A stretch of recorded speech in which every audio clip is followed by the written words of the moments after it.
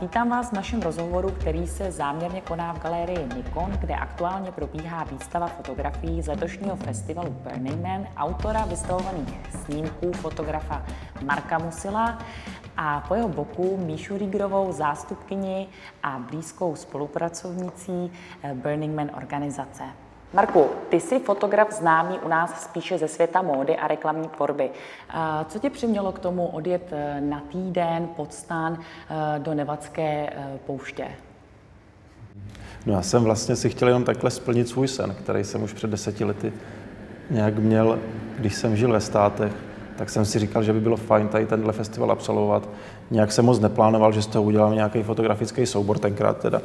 A chtěl jsem to jenom tak nějak zažít. Pak mě to samozřejmě míjelo celou dobu, vrátil jsem se zpátky do Čech, kde jsem žil a pracoval. No a teďka vlastně, když byl 30. ročník, tak se to i tak nějak seběhlo, že vlastně celý tenhle rok si dělám takový, jakože spíše svoje personální věci do portfolia.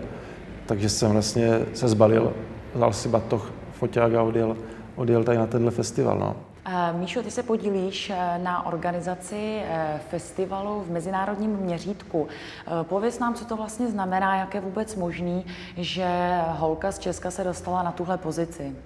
Byla to trochu náhoda, trochu štěstí a hodně tvrdý práce, protože jsem několik let pro organizaci Burning Man dobrovolničila. A potom, co jsem se náhodně vlastně dozvěděla o Burning Manu a odjela jsem tam, zamilovala se do toho, tak jsem se začala okolo toho ochomejtat a produkční se ve mně prostě nezapře. A po několika letech jsem od nich dostala neuvěřitelnou nabídku, dostala jsem fellowship jako první na světě, takže jsem na rok a půl měla teďka možnost jezdit po světě a podporovat místní komunity, které právě tuhletu kulturu a krásně rozvíjí všude po světě, dělají akce, workshopy, programy a vlastně šíří těch nějakým způsobem ty principy, na kterých celý Burning Man stojí. A jak jste se vlastně seznámili společně s Míšou? No, nás nakontaktovali kamarádi, nebo aspoň na Míšu mě nakontaktovali kamarádi, já jsem potom Míše psal s tím, že teda se tam chystám jet a dělat tam fotky, které to nejenom tančit, ale dělat fotky, vlastně, které mě tak nějak zajímají a jsou srdcový. No a tak to vlastně začalo. Bylo teda velký problém se s Míšou potkat, protože ona pořád někde byla. Buď nějaký Portugalsko nebo Španělsko. A já furt, hele, co jako zblázníš a kam furt jezdíš? A teď máme Burning Man tam a teď tam a takhle.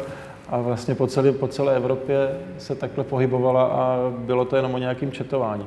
To je pravda, no. Mně najednou přišla zpráva jenom ahoj, tady Marek, fotograf, tady můžeš vidět moje věci, chci jet na Burning Man. A právě, že na můj vkus už to bylo strašně blízko té samotné akce, jak jsem si říkala, jak se podívám, co bude chtít, co chce dělat.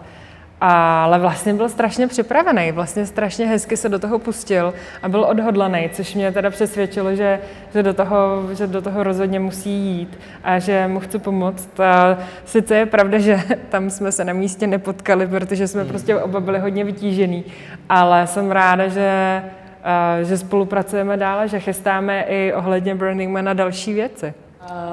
Komu byste řekli, neváhej, jeď na Burning Man, na festival, jdi do toho, je to akce pro každého?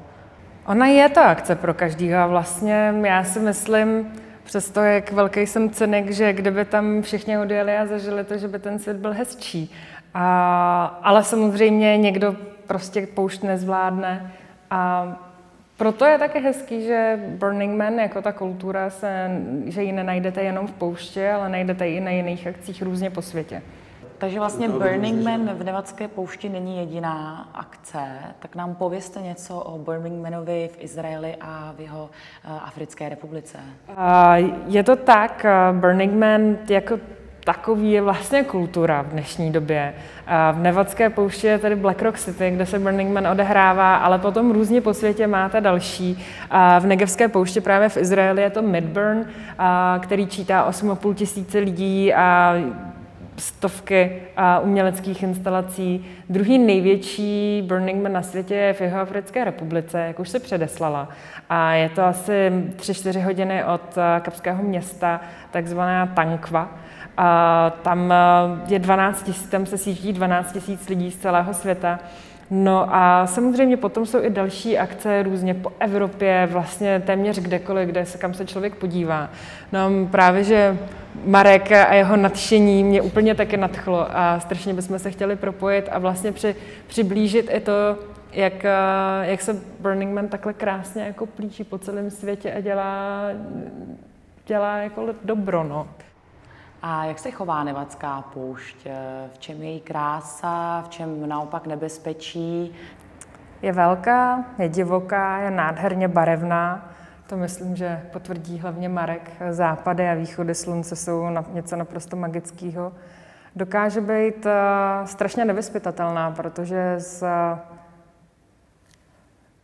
úplně klidného počasí, kdy takhle máte před sebou tu placku a všechno vidíte, všechny ty instalace a lidi a najednou přijde vítr, takhle se to s váma zatočí a je whiteout, prach zvednutý před očima, kde nevidíte ani svoji vlastní ruku, kterou máte takhle daleko. A kdo jsou lidé, které láká Burning Man? Mají podle vás něco společného? Lidi, kteří tam jedou, mají určitě společné to, že jsou trošičku blázniví, že je to v nich někde aspoň minimálně schováno a hlavně chtějí vidět zajímavé věci a mít neskutečné zážitky.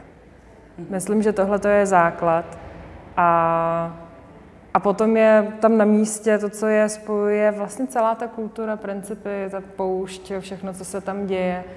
A každý se to ale stejně užívá podle svého.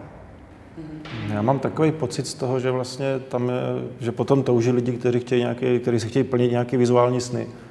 A na tom vlastně na tom prostoru, na té poušti, která tam takhle je, nevím, kolik kilometrů je to takhle okolo, ale to je to docela teda velký. Jezdí se tam takhle na kole a že jsou tam lidi, kteří chtějí prostě buď ten art vytvářet, nebo být součástí toho artu. Podle mě je tam takhle asi 80% lidí, kterým to umění jako nějak jde a řeší ho. A jsou rádi, když jsou součástí toho umění a dalších 20% může být, který tam chodí tančit a bavit se. Jak je to tam časově? Jsou tam lidi, kteří jdou třeba spát, vy jste spali, nebo kolik hodin jste naspali, kolik hodin jste pracovali, fotili, užívali si tu atmosféru? Já třeba jsem spal osobně přes poledne. To bylo úplně jako, že nejlíp do takové 10. jsem fotil, to bylo sluníčko celkem ještě nízko. Ve 12 to už bylo takový hodně placatý. Ač teda ty fotky jsou hezky takhle, tak jsem si vždycky tak v 11 jakože šel lehnout. Do 3 jsem odpočíval a pak zase na kolo a tak jsem jezdil a fotil. No. Ale to vám asi řekne Míša, protože ta tam vlastně žije na tom festivalu. Já jsem tam byl jenom fotit. No. Je to úplně jiná dimenze.